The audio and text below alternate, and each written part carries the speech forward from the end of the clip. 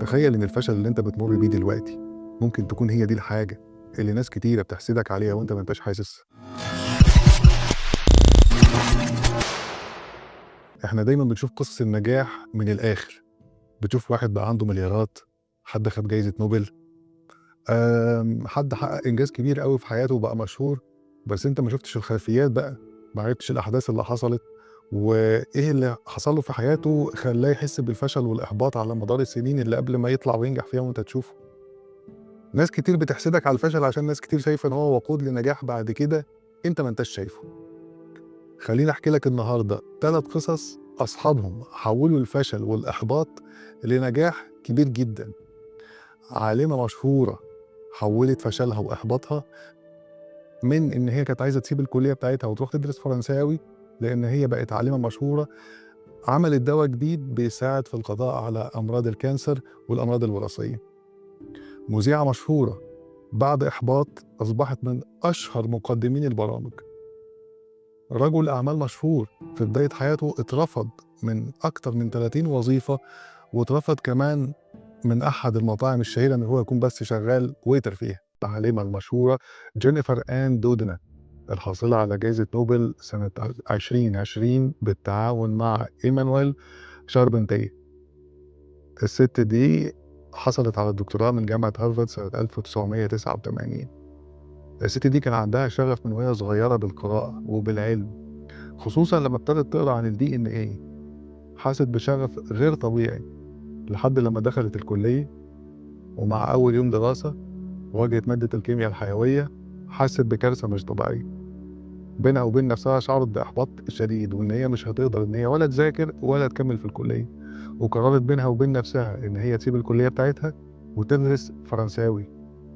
إصرار أستاذتها وتشجيعها ليها خلاها تكمل وتذاكر كيمياء، وبعد كده تبقى العالمة المشهورة جينيفر آن دودنا اللي حصلت على الدكتوراه من جامعة هارفارد 1989 وبعد كده جائزة نوبل سنة 2020. And we are so grateful for you to receive us here today. It's been an honor. And this is the medal, and it's absolutely stunning. It's not chocolate, right? It's actually engraved. It has my name, and it has the year as well. بما إني كنت طبيب قبل كده فخليني أقول لكم بكل بساطة الست دي عملت إيه. الست دي سنة 2012 بالتعاون مع إيمانويل عملت تكنيك ظريف جدا عشان يساهم في علاج الأمراض الوراثية والكانسر، وهو إن هي درست الإميون سيستم بتاع البكتيريا، واكتشفت إن الدي إن إيه بتاع البكتيريا من الممكن إن هو يتعدل عن طريق حاجة اسمها سيزرنج، أو إن هو يتعمل له إيديتنج أو يتقص. فبقى النظام العالمي المعروف باسم كريسبر عملت تعديل في النظام الوراثي واستخدمت ده في علاج الأمراض السرطانية وكمان الأمراض الوراثية. عملت طفرة حقيقية في المجال العلمي استاهلت عليها جائزة نوبل سنة 2020. الست دي فعلا قدرت تحول الإحباط بتاعها لوقود لنجاح خلاها تاخد جائزة نوبل قدام. رجل الأعمال المعروف جاك ما، الراجل اللي أسس علي بابا، إمبراطورية التجارة الإلكترونية، الراجل ده اترفض في أكتر من 30 وظيفة. الموضوع تطور معاه بقى للرفض أكتر وأكتر لما سلسلة مطاعم كنتاكي المشهورة راحت فتحت في المدينة بتاعته وطلبوا 24 موظف. هو الوحيد من كل الناس اللي اتقدمت هو اللي اترفض وكل الناس اشتغلت.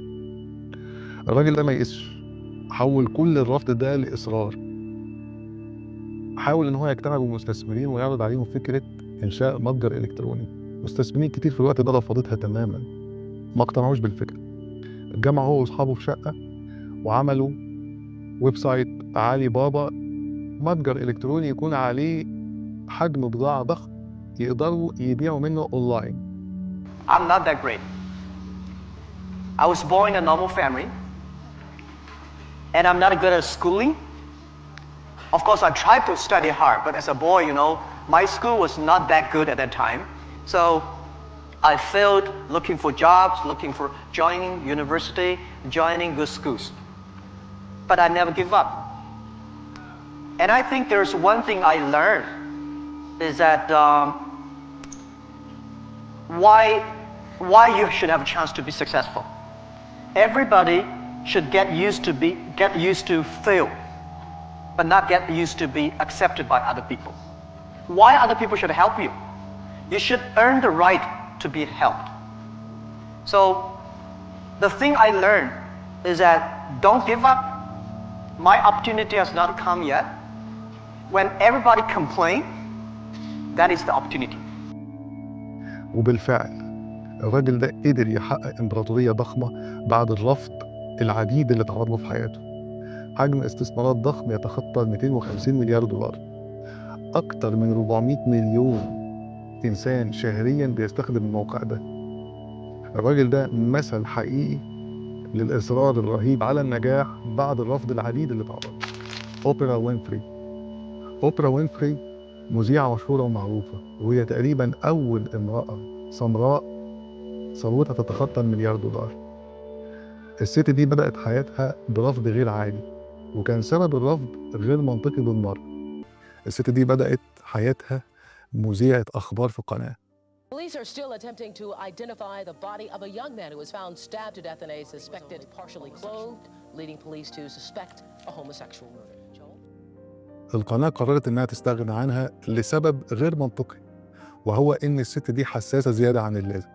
فالست دي لما بتيجي تنقل الأخبار بتدمج مشاعرها مع الأخبار اللي بتقولها، ودي كانت بالنسبة للقناة حاجة مرفوضة.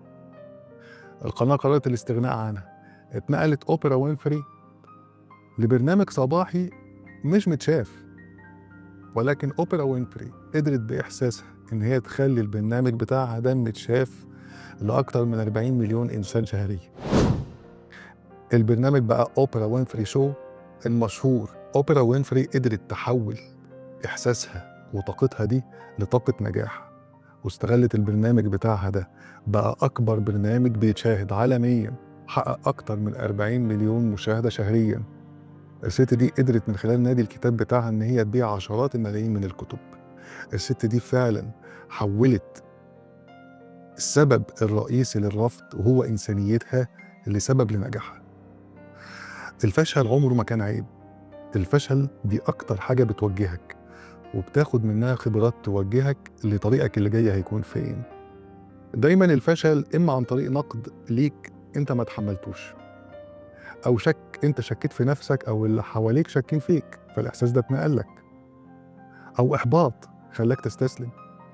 دايما الثلاث حاجات دول هيخلوا الفشل يتمكن منك. الشطارة إن أنت تشوف الفشل طريقة لتوجيهك لطريق جديد مليان بالخبرات اللي أنت اكتسبتها قبل كده. فشلك اللي مزعلك قوي دلوقتي ومخليك قافل على نفسك هو اللي هيديك الخبرة وهيرسم لك طريقك الجديد، بس اصبر. قول لي بقى أنت إيه هي الحاجات اللي خلتك تفشل قبل كده، بس برضو عايزك تقول لي الفشل ده اداك طريق لإيه بعد كده تنجح فيه. واشوفكم على خير إن شاء الله.